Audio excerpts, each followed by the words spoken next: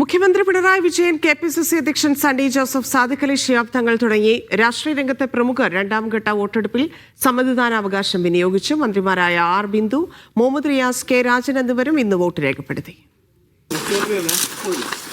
പിണറായിയിലെ Cherikkal junior basic സ്കൂളിലെ ഒന്നാം ബൂത്തിൽ 125 വോട്ടറായി മുഖ്യമന്ത്രി പിണറായി വിജയൻ വോട്ട് രേഖപ്പെടുത്തി. ഭാര്യ കമലയും മകൾ വീണയും മകൻ വിവേകും മുഖ്യമന്ത്രിക്കൊപ്പമെത്തി സമ്മതിദാനാവകാശം രേഖപ്പെടുത്തി. LDFിന് അനുകൂലമായി കേരളം പ്രതികരിക്കുമെന്ന പ്രതീക്ഷയും മുഖ്യമന്ത്രി പങ്കുവച്ചു. തെരഞ്ഞെടുപ്പ് പ്രവർത്തനങ്ങളിൽ കണ്ട അനുഭവം LDFിന് വലിയ തോതിലുള്ള പിന്തുണ ജനങ്ങളിൽ നിന്ന് ലഭിക്കുന്നുവെന്നാണ്. അത് ഈ തെരഞ്ഞെടുപ്പ് ചരിത്ര വിജയം LDFിന് സമ്മാനിക്കും. കടത്തുംകടവ് Saint John Baptist English medium ഹൈസ്കൂളിലാണ് KPCC president Sunny Joseph vote ചെയ്യാനെത്തിയത്.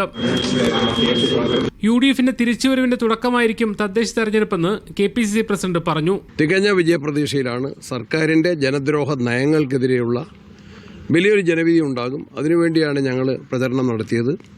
അതിലെ വലിയ വിജയം പ്രതീക്ഷിക്കുക തന്നെ ചെയ്യും. പാണക്കാട് CKM LP സ്കൂളിലെ ആദ്യ വോട്ടെന്ന പതിവ് സാദിഖ് അലി ശിഹാബ് തങ്ങൾ തെറ്റിച്ചില്ല.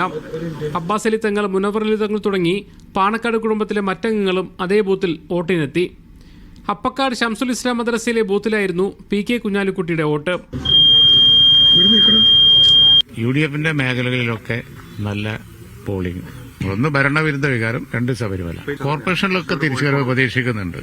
സ്പീക്കർ AN ഷംസീർ തലശ്ശേരി നഗരസഭയിലെ പുന്നൂൽ ALP സ്കൂളിൽ വോട്ട് രേഖപ്പെടുത്തി. മന്ത്രിമാരായ K Rajan, Muhammad Riyas, MB Rajesh, R Bindu തുടങ്ങിയവരും രണ്ടാം ഘട്ട വോട്ടെടുപ്പിലെ വോട്ടർമാരായിരുന്നു.